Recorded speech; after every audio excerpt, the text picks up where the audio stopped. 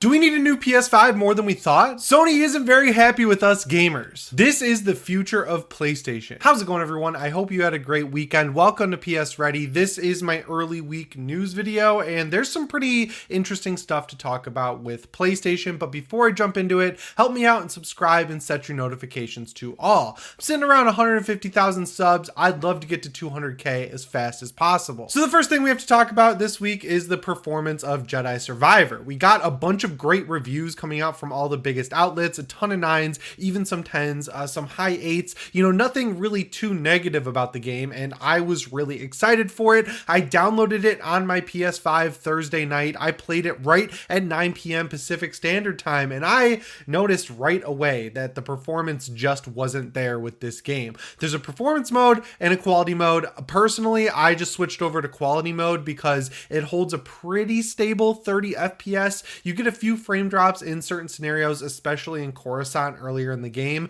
but it overall looks better because it's upscaling from a much higher resolution to 4K than you get in performance mode. Because performance mode, if you've seen the Digital Foundry video, you know it's a mess, right? Like, it's not anywhere close to a solid 60 FPS. It's flying wildly from like 40 to 60. If you have a variable refresh rate TV, it's gonna still go outside that range, but it'll look better overall than if you don't have one, and I unfortunately don't have one. So another big issue I have with the game personally is screen tearing. This happens in 60 FPS mode, it happens in 30 FPS mode, and what it does is, like, in the top third of the screen, it basically separates it off. Variable refresh rate can help with that. I don't have a VRR TV, and I really don't feel like playing this game on a PC monitor because I have a great speaker setup and a really nice TV. Just even though it doesn't have VRR, it's still an OLED TV. So yeah, I just decided after I got through Coruscant, the whole prologue, I'm gonna wait a little bit until they iron some of this stuff out, because screen tearing, it makes my eyes water. It basically gives me a very mild migraine, which sucks. I know some people get motion sickness and they have to turn off motion blur in games.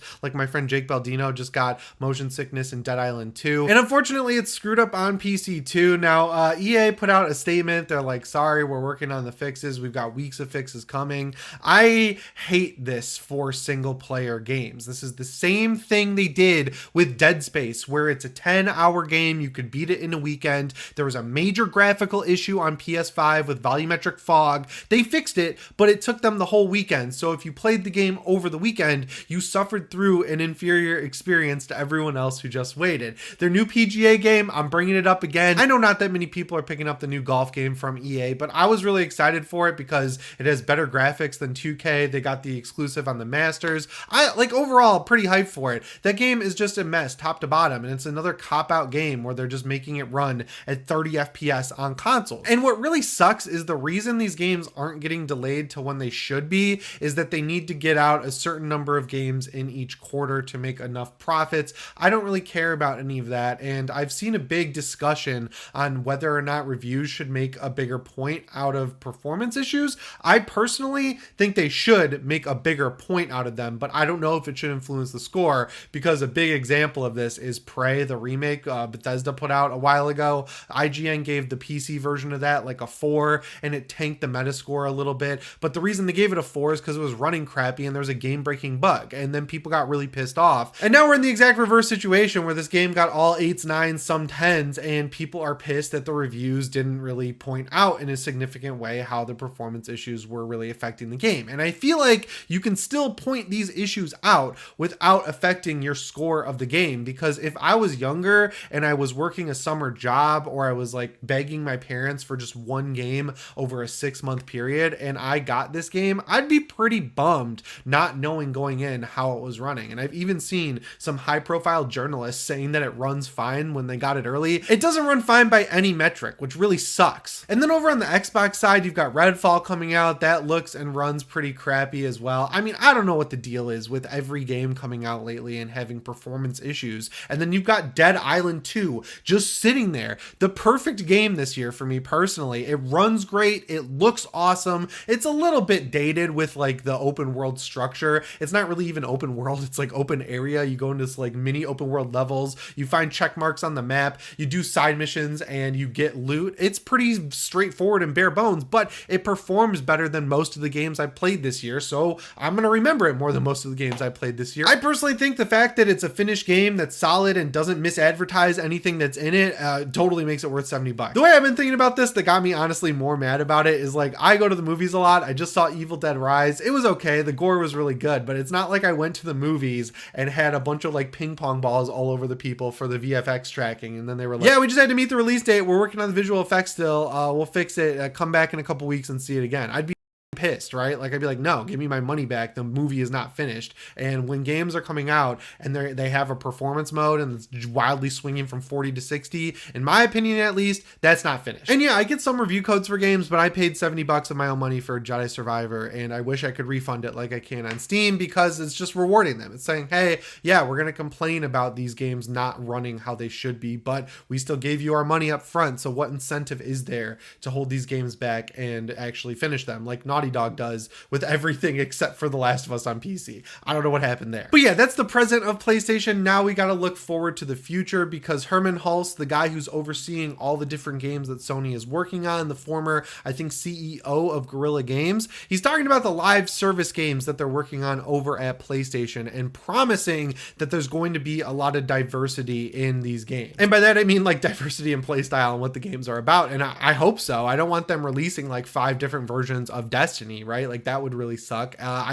With live service, it's really tricky to get these games right. Like you look at something like Destiny, that's the one that's lived the longest. You can't really take Destiny down. We've had so many like quote unquote Destiny killers over the years, like Anthem, which fell flat on its face and basically destroyed BioWare from the inside out. Then you've got The Division, which is always like the one I go to as had the most potential. I sunk tons of hours into The Division and The Division 2. I love those games. I'm actually really excited for The Division Heartland, because it's taking the awesome survival mode from the first Division game and just making an entire game out of it. But still, you compare that to where Destiny is now, it's not even close. Like Destiny on Steam alone was pulling 100,000 people concurrently playing the game at the same time, whereas these other live service games, they're doing well to the point where Ubisoft like kind of seems annoyed that they still have to support The Division 2, but they're not doing anywhere close to that. And the reason for that, I think, is that these games demand so much time from you, right? Like you want to do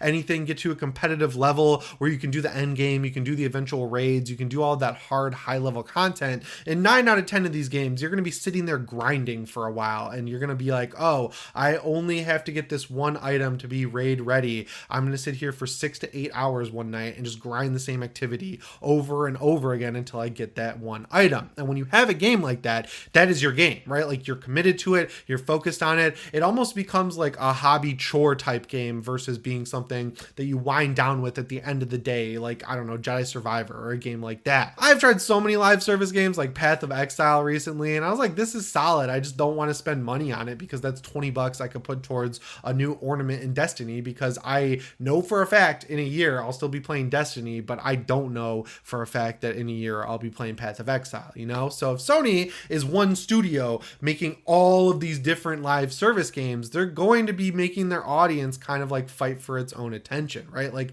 someone's going to be playing the new live service from Naughty Dog for their one game that they're going to play. You know what I mean? The factions mode in The Last of Us. And then maybe there's a Ratchet and Clank live service that comes out, and then suddenly they've got to like decide, am I going to stick with the game I've already sunk all these hours into, or am I going to throw that all away for a little while and focus on something else? And I don't think a lot of people are going to take that gamble. Now, of course, there's the mobile element to all this, where it's like, oh, live service games also count towards phone games. I don't really know what's going on there, but I'm really glad Sony is not only focusing on the live service stuff, because I don't know, I just like need to see how they're not going to repeat the mistakes of the last like 8 to 10 years with these live service games, because now it finally seems like studios are coming around on this stuff. Like I give EA a lot of crap, but they did release a pretty solid remake of Dead Space. Of course, they just released Jedi Survivor. Over on Capcom's side of the fence, I love them. Resident Evil 4 is like the best port I've played in a long time, and they just keep pumping out awesome Resident Evil games. I'm playing through Resident Evil 7 on my Steam Deck right now, and that game's like a 10 out of 10 still. That game came out in 2017 and both looks and plays better than a lot of games that are out right now. So yeah, to see everyone else kind of shifting back towards awesome single player story experiences that are in various different genres, and then to see Sony on the other side of the fence being like, oh, we're gonna pump out a bunch of live service games,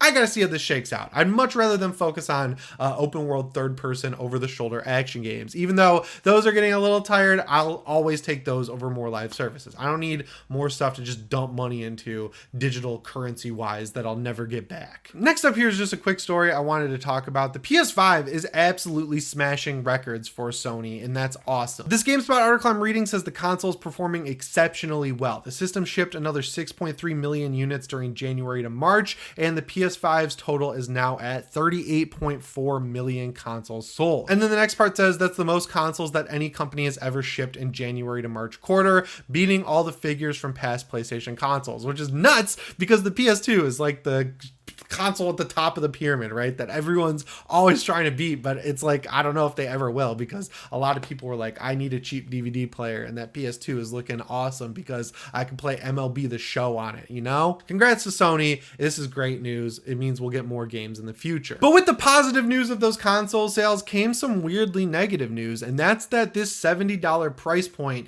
is seemingly stopping people from buying games at launch. Like, sales on games are pretty much down across the board from where they were for Sony when they were $60. And I mean, there's a lot of reasons for this, but like, people online are trying to say, oh, Sony gamers are just buying the PS5 and then letting it sit and not buying games. I don't really know if that's the case. I just don't think there have been a lot of games that truly justify that $10 increase. So a lot of people are saying, hey, I'm going to wait like 2 or 3 months, get the game for $50 and feel good about my purchase. I've definitely done that before. If I didn't have to keep up with games so much for my job here on the channel, I definitely would have waited on the Callisto Protocol just because that game now looks like it's in the state it should have launched in. I wouldn't have waited for Resident Evil 4 Remake. I would gladly pay $70 for that. God of War Ragnarok is another one where I feel like Sony totally justified the $70 purchase. But beyond that, there are a lot of games this generation which haven't really gotten a lot of hype behind them that would get people excited to spend $70. And the other issue is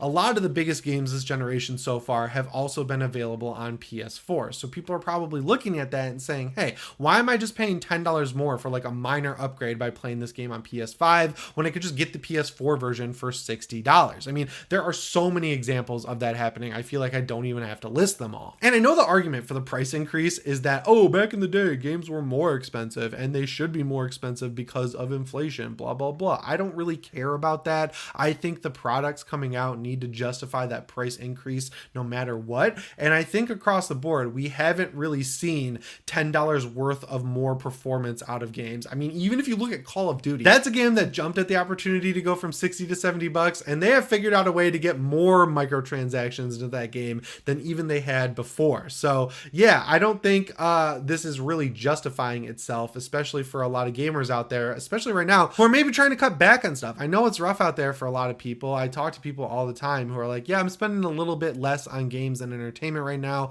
I totally get that. So while yeah, there is the argument that games are more expensive to make and they used to be more expensive in the past, I definitely understand why people might be a little bit more skeptical right now, especially with the more niche stuff that's coming out, like Returnal, for example. And then on the other end of the spectrum, maybe this is the massive performance issues we're seeing in so many games actually having an effect on people buying games, right? Like, I personally think if I didn't have a YouTube channel and I didn't want to keep up with the latest games and make sure that like I'm always playing what's big and hot at the time, I would just wait for the vast majority of games, because 9 times out of 10, like 9.5 times out of 10, you get rewarded for waiting to play games. Not only are they cheaper, they also will generally come along with DLC. They'll also generally look and run better. They'll have a lot of the graphics issues ironed out. I mean, like, the list goes on and on of pros that there are for waiting to buy games and not play them at launch. And then finally, there's PlayStation Plus Extra, which has some really good games on it. So I could see a lot of people actually buying PlayStation 5s and then just getting an extra or premium subscription and focusing on the library there. I mean, hell, they had the PS Plus collection, which I just mentioned how great Resident Evil 7 is. Make sure you grab that in the PS Plus collection while you still can, because there are tons of free games available there. So Sony is like offering up all of these different opportunities for people to not buy games and just play games through a subscription, get games free through the PS Plus collection just for owning a PS5 and having PS Plus. And then they're like, why aren't people showing up to pay $70 for games? I mean, there's a whole bunch of reasons for it. I don't think we'll ever know for sure what the reason is, but I think we've got a few that make a lot of sense here.